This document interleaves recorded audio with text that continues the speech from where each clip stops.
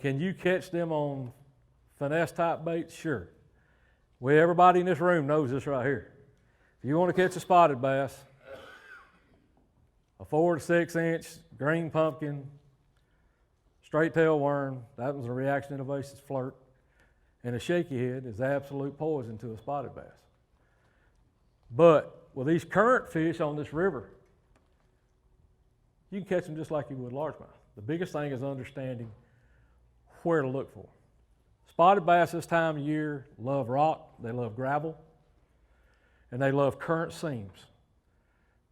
That is the big difference between the Coosa River spots and lake spots, like Martin or Smith. These fish, any of your rivers are current fish. Now you get on the bottom end of these impoundments, whether it's Jordan, whether it's Mitchell, Lake, Neely Henry, they act different, but they don't. They kind of get more of a lake tendency where they like to get out on long points, bluff walls, things of that nature, and you can catch them on a little bit different techniques, but for the most part, it's still current. You know, you can use aerial photos, you can use, I love to study Google Earth. I love to study my Lake Master mapping, and I can tell how the current flows on these rivers.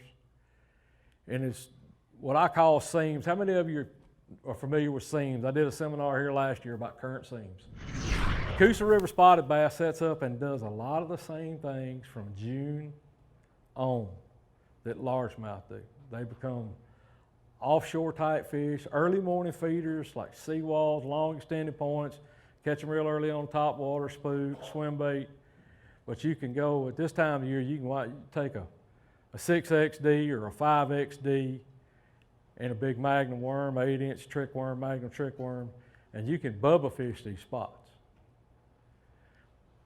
We'll go into the tendencies of all these other crazy fish later.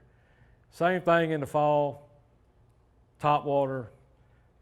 Everything that you think about doing with largemouth, it will work, but the thing is, it's about location. Spotted bass here on these rivers, they never leave the river. You get on the lower parts of like Logan Martin, they leave the river. You get down here on Neely Henry, the one thing you'll learn is there's only one place I've seen them leave the river. Major tributary, which is Canoe Creek. For the most part, other than that, they don't get far from this river.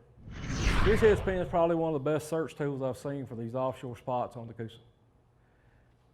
Road beds, long points, over brush piles. They're a little bit of a pain over brush piles. You got to get an angle to catch the sides of them.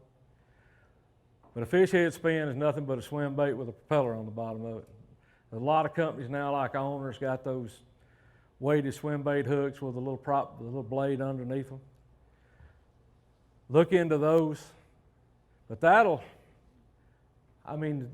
only other crazy characteristics of a spotted bass on the Coosa River is nowhere else that I've been other than maybe some of the lakes up in the Carolinas will a spotted bass get near a dock.